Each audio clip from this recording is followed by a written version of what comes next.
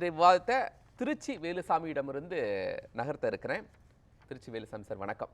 வணக்கம். சமூக நீதி போராட்டம் 100 ஆண்டுகள் கடந்தும் தொடர்ந்து பயணிக்க வேண்டும் அப்படின்னு முதலமைச்சர் சொல்வதற்கான தேவை ஏன்? இந்த போராட்டத்துக்கு முடிவு என்பதில்லை, எப்போதும் தொடர்ந்து தான் இருக்கும், அதில் கருத்து வேறுபாடு இல்லை. ஆனால் அவர் பேசியதில் முரண்பாடுகள் எங்கே இருக்குங்கிறது ரொம்ப முக்கியம். வைக்கம் போராட்டத்தை பற்றி அவர் பதிவு செய்திருப்பதிலேயே சில முரண்பாடுகள் இருக்கு. நான் என்னன்னு கேட்டால் ரொம்ப வருத்தத்தோடு சொல்கிறேன், இது ஒரு மிக முக்கியமான போராட்டம், அது யாரும் மறுக்க முடியாது. இப்படிப்பட்ட ஒரு முக்கியமான போராட்டத்தை யானையை பார்த்த குருடர்கள் தொட்ட குருடர்கள் கதைன்னு ஒன்று கேள்விப்பட்டிருப்போமே, அதை போல ஒவ்வொருவரும் அவருடைய விருப்பத்துக்கெல்லாம் சொல்லிட்டு இருக்காங்க. இந்த வைக்கம் போராட்டம் என்பது தனி மனிதனுடைய போராட்டம் அல்ல. முதலாக அந்த ஊர்ல இந்த பிரச்சனை அந்த தெருவுகளுக்குள் நுழைய முடியாது என்று இருக்கிற போது மாதவன் என்கின்ற ஒரு காங்கிரஸ் கட்சியினுடைய முன்னணி தொண்டன் அவன்தான் அதை குரல் எழுப்புகிறான். குரல் எழுப்பியதற்கு பின்னாலே அது எதிர்ப்பு வருகிற போது தான் தனியாக செய்ய முடியாது என்ற இடத்துல அந்த கட்சியினுடைய மாநில தலைவர்களிடம் முறையிடுகிறான். அப்பொழுது திருவிதாங்கூர் சமஸ்தானத்துடைய மாநில காங்கிரஸ் கட்சியினுடைய தலைவர் KP கேசவ மேனன் என்று பொதுச் செயலாளர் ஜார்ஜ் என்று அவர் அதாவது நாகர்கோயிலில் பிறந்தவர், அதான் ரொம்ப முக்கியம். ஜார்ஜ் ஜோசப்னு அவருடைய பேரு. அவர் பாரிஸ்டர் பட்டம் பெற்றவர். இன்னொன்னையும் அதை கூடுதல் சொல்லிட்டாதான் உங்களுக்கு ரொம்ப தெளிவா இருக்கும். அவருக்கு அந்த போராட்டம் மிகப்பெரிய அளவில் உருவாவதற்கு கூட அந்த ஜார்ஜ் ஜோசப்புக்கும் மகாத்மா காந்திக்கும் இருந்த தொடர்பு தான் முக்கிய காரணம். இந்த போராட்டத்தினுடைய நியாயத்தை புரிந்து கொண்ட ஜார்ஜ் ஜோசப் காந்தியடியிடம் போய் பேசுறார். பேசின உடனே அவர் சொல்றார், இது நியாயமான போராட்டம் தான், நம்ம மக்களிலே ஏற்றத்தாழ்வோட தெருவிலேயே நடக்கக்கூடாதுங்கிறது மிகப்பெரிய தப்பு, அதற்காக காங்கிரஸ் கட்சி போராடணும். ஆனா ஜார்ஜ் ஒன்று நினைவில் கொள், இன்றைக்கு நடக்கிறது அன்றைக்கே இருந்திருக்குன்னு அர்த்தம். இந்த போராட்டத்தில் நீ போய் முன்னால் நிற்காத, மற்றவர்களை முன்னிறுத்தி எல்லா ஏற்பாடுகளையும் பண்ணு. ஏன்னா நீ முன்னால போனா இதற்கு ஒரு மதச்சாயம் பூசுவதற்கு கூட வாய்ப்பு இருக்கு என்று சொல்லி அனுப்புகிறார். அந்த அடிப்படையில் இந்த போராட்டம் தொடங்குகிறது. தொடர்ந்து அந்த போராட்டம் மிக பெரிய அளவில் ஆயிரக்கணக்கான பேர் கைதாகிறாங்க. கைதாகிற போது கடைசியாக ஜார்ஜ் ஜோசப்பும் அவரும் கைதாகிறார். இதுல இன்னொரு கூடுதல் தகவல் என்னென்றால், அவர்கள் போராடி சிறைக்கு போகிற போதே தமிழ்நாட்டை சேர்ந்த ஒரு மிகப்பெரிய தலைவரான காமராஜர் அன்றைக்கு இளைஞனாக 20 வயது கூட நிறையாத இளைஞனாக அன்றைக்கு அந்த போராட்டத்திலே அவரும் கலந்து கொண்டு சிறைக்கு போயிருக்கிறார். வரலாற்று ரொம்ப நேர்த்தியா நீங்க சொல்லிட்டு இருக்கீங்க சார். உண்மையாகவே இது பல பேருக்கு வைக்கம் போராட்டத்தை பற்றிய ஓரளவு புரிதல் இருக்கும். ஆனால் இன்று அந்த வைக்கம் போராட்டம் ஏன் தேவைப்படுகிறது, ஏன் இன்றும் சமூக நீதி போராட்டம் தேவைப்படுகிறது அப்படிங்கிற இக்கால அவசியத்தை சொல்லுங்க. அவசியம், நான் அதை சொன்னா தான் இது புரியும், அதுக்காக தான் சொல்றேன். நீங்க அதை சொல்லாம இது புதுசா அதை சொல்லி பயன் இல்லை. ஏன்னா அந்த போராட்டம் நடக்கிறது, எல்லாரும் சிறைக்கு போன உடனேயே காந்தியடிகள் அந்த போராட்டத்திற்கு ஆதரவாக பக்கத்தில் இருக்கக்கூடிய காங்கிரஸ் கட்சிக்காரர்களுக்கு ஒரு வேண்டுகோள் விடுகிறார், அந்த போராட்டத்திற்கு நீங்களும் தார்மீக ஆதரவு தர வேண்டும் என்று. அப்படி கேட்கிற போது தமிழ்நாடு காங்கிரஸ் கட்சியுடைய தலைவராக இருந்த பெரியார் மகாத்மா காந்தியுடைய வேண்டுகோளை ஏற்றுத்தான் அந்த போராட்டத்தில் கலந்து கொள்கிறார். இது அதனுடைய பின்னணி. இது தெளிவா இருக்குன்னு நினைக்கிறேன். அதற்கப்புறம் இன்றைக்கு அது தேவை ஏன்னு கேட்டா, இன்றும் கூட நகர்ப்புறங்களில் பெருநகரங்களிலே அந்த பிரச்சனை இல்லாமல் இருக்கலாம். இன்றைக்கு கூட நான் பெயர் சொல்ல விரும்பல, திண்டிவனத்துக்கு பக்கத்துல ஒரு கோயிலுக்குள்ளே நுழையக்கூடாது என்று கொஞ்ச நாளுக்கு முன்னால பெரிய பிரச்சனைகள்லாம் வந்தது. இன்றைக்கும் பல ஊர்களில் இருக்கிறது. வைக்கம் போராட்டம் நடந்த காலத்தில் இன்னும் எப்படி இது விஸ்வரூபம் எடுத்திருக்கும் என்று பார்க்கலாம். இந்த காலத்திலே எப்படி இருக்குன்னா 100 ஆண்டுகளுக்கு முன்பு அவ்வளவு மோசமா இருந்துச்சு. அந்த போராட்டத்தினுடைய முன்னாலே தான் நாடு முழுவதும் இப்படிப்பட்ட சிந்தனைகள் பெரிய அளவுக்கு வந்தது. சமூக ஆர்வலர்கள் பல பேர் வந்தாங்க. அந்த போராட்டத்திலே அன்றைக்கே அரசியல் கட்சி சாராத நாராயணகுரு போன்றவர்கள், எல்லோராலும் போற்றப்பட்டவர்கள், அவர் ஆதரவு தந்தார்கள். ஐயன் காளி என்கின்றவர் காங்கிரஸ்காரர்ல சமூக செயற்பாட்டாளர், ஒரு தீவிரவாதி, அவர் அந்த போராட்டத்தில் நேரத்து கலந்து கொண்டார். இன்றைக்கு ஏன் தேவை இருக்கிறது என்றால், 100 ஆண்டுகளை கடந்ததற்கு பின்னாலும் கூட நம்முடைய தமிழ்நாட்டுக்குள்ளேயே பல கிராமங்களில் இன்னும் மேல் சாதி மேல் வகுப்பினர் இருக்கக்கூடிய தெருக்களிலே இன்னும் கூட தைரியமாக சரி செய்ய முடியலன்னு நினைக்கிறீங்க. தமிழ்நாட்டுல கூட பெரியார் பிறந்த இந்த தமிழ்நாட்டில் கூட ஏன் சரி செய்ய முடியும்? நான் என்ன சொல்றேன்னா, தமிழ்நாட்டு கூட என்று கேட்பதுல நியாயம் இருக்கு. நீங்க அதை வேறு கலர் கொடுக்க வேண்டாம். நான் வருத்தத்தோடு சொல்லிட்டு இருக்கேன்.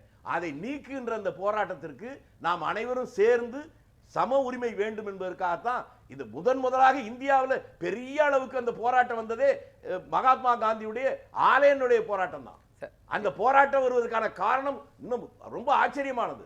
1930 ஆலை நுழைவு நடந்துருச்சு, ஒடுக்கப்பட்ட மக்களுக்காக விடுதலைக்காக குரல் கொடுத்து அன்னைக்கு நடந்து. ஆனால் இங்க திராவிட இயக்கங்கள் தான் தொடர்ந்து ஆட்சியில இருக்கு. அப்போ ஏன் சரி செய்ய முடியலைங்கிற ஒரு காரணம் இருக்குல்ல. திரும்பி திரும்பி என்னன்னா ஒரு முட்டுச்சந்துக்கு தள்ள முயற்சி பண்றீங்க, அது இல்ல. என்னன்னு சொல்லுங்க. நீங்க கேக்குறதுக்காக நான் சொல்றேன். என்னன்னு சொல்லுங்க சார். நான் அதான் சார் சொல்றேன். திராவிட இயக்கங்கள் வந்திருக்கு அந்த ஆட்சியில் கூட அப்படின்னு சொல்றீங்களே, அதுவே ஒரு தவறான புரிதல். அடிமை இந்தியாவில் 1937 தான் முதலாக காங்கிரஸ் ஆட்சிக்கு வருது. முதலமைச்சராக இருந்தவர் ராஜாஜி. எல்லோரும் நாம இன்னைக்கு கேலி பண்றோம். அவர் தான் வி.எம். முனுசாமி என்கின்ற பட்டியலினத்தை சேர்ந்தவரை அமைச்சராக்கினது மட்டுமல்ல, அவர் அன்றைக்கே பழனி கோயிலுக்கு அவர் அழைத்து போறார். அது மிகப்பெரிய பிரச்சனையாக வருது. அழைச்சு போகிறவர் முதலமைச்சர், பட்டியலினத்தை சேர்ந்தவர், படியிலே ஏறக்கூடாது அந்த நேரம். அந்த நேரத்தில் இது ஒரு பிரச்சனை வருகிற போது காந்தியடிகளுக்கு போன இவர் அழைச்சு கேட்கிறார், என்ன ஏதோ பேசுறாங்களே. அவர் சொல்றார், இந்தியாவுக்கு விரைவில் சுதந்திரம் கிடைச்சிடும் என்று நான் நம்புகிறேன். இந்த நேரத்தில் நம்முடைய சகோதரர், நம்மோடு இருக்கக்கூடியவர்கள் ஒரு பெரும்பகுதி மக்கள் தங்களுக்கு சம உரிமை இல்லை என்று நினைக்கிறாங்க. அவர்களுக்கு வேறு எதை செய்தாலும் அந்த உணர்வு மாறப்போவதில்லை. கோயிலுக்குள்ள கூட்டு போனா தான் அது மாறும் நான் நினைச்சேன், அதற்காகத்தான் அழைத்து போனேன் என்று சொன்னபோது மகாத்மா காந்தி அதை பெருந்தன்மையாக எடுத்துக்கொண்டு, இதுவரை எனக்கு கூட அது புரியவில்லை என்று துள்ளி குதித்து காஷ்மீரிலிருந்து கன்னியாகுமரி வரை எல்லா மாவட்ட தலைநகரங்களிலும் அந்த போராட்டம் நடந்தது. அது ஒரு பக்கம்.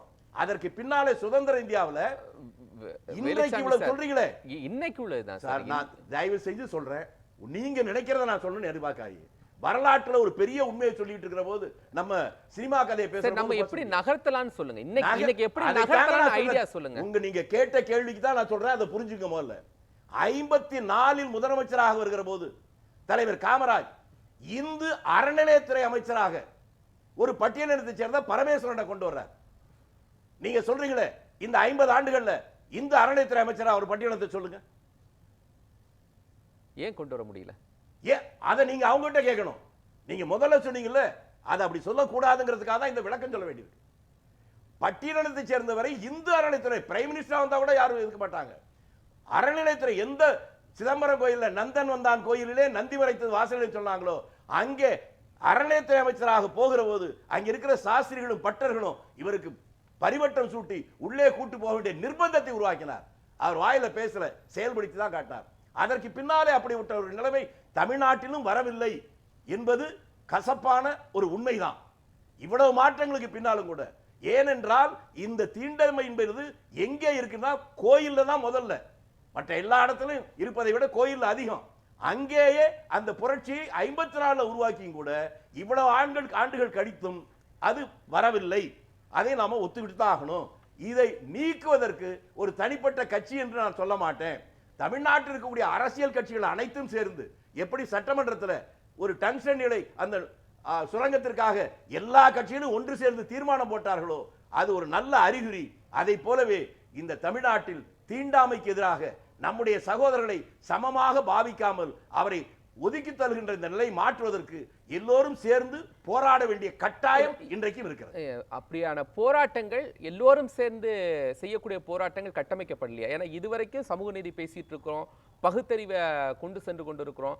இப்படி தொடர்ந்து 50 ஆண்டுகள் செய்த பிறகும் செய்ய முடியும். திரும்பி 50 ஆண்டு தவறாக சொல்லாதீங்க. சரி, ஓகே. தொடர்ந்து பண்ணிட்டு இருக்கோம். இந்த காலத்தில் ஏன் செய்ய முடியல?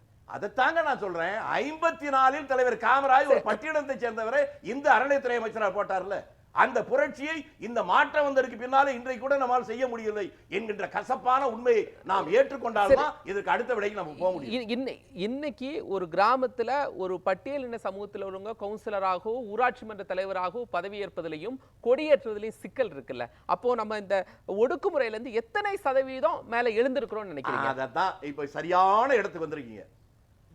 தமிழ்நாட்டில் மட்டுமல்ல, இந்தியா முழுவதும் இருக்க பட்டியலினத்தை சேர்ந்த சாதாரண மனிதன் கூட, ஒரு பெண் கூட பெருநகராட்சிகளில் கார்பரேஷன்ல வந்துட முடியும், கிராமங்களில் பல இடத்துல வர முடியாது. அதற்கு மிக சரியான உதாரணம் எங்க ஊர் நங்கவரம் என்று அந்த ஊர். அது இன்னைக்கு நகர பஞ்சாயத்து. அதுல மிகப்பெரிய ஒரு நிலச்சுவார்ந்தார் இருந்தார். நிலச்சுவார்ந்தார்னா அவர் நாடு பாதி நங்கவரம் பாதின்னு சொல்லுவாங்க. அவர் உயிரோடு இருக்கிறவரை அவரை எதிர்த்து யாரும் போட்டியே போட மாட்டாங்க. பஞ்சாயத்து கூட ஆபீஸ்க்கே போக மாட்டாரு. அவர் வீட்டில் தான் கையெழுத்து வாங்குவாங்க.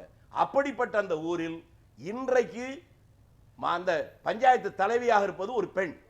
இதற்கு முன்னால் அந்த பஞ்சாயத்து தலைவராக இருந்தவர் பட்டியலினத்தை சேர்ந்தவருடைய நண்பன் ஒருத்தன் வந்தான். இந்த மாற்றம் சாதாரணமாக வந்தல்ல. ராஜீவ் காந்தி என்ற ஒரு மனிதன் இந்த சம உரிமைக்காக பஞ்சாயத்து ராஜ் என்ற சட்டத்தை கொண்டு வந்ததால் கடைநிலையிலும் அதிகார பரவல் எல்லாருக்கும் ஒருவருக்கு வாய்ப்பு வந்தது. அதற்கு பின்னால் தான் ஒரு முன்னேற்றம் வந்திருக்கு.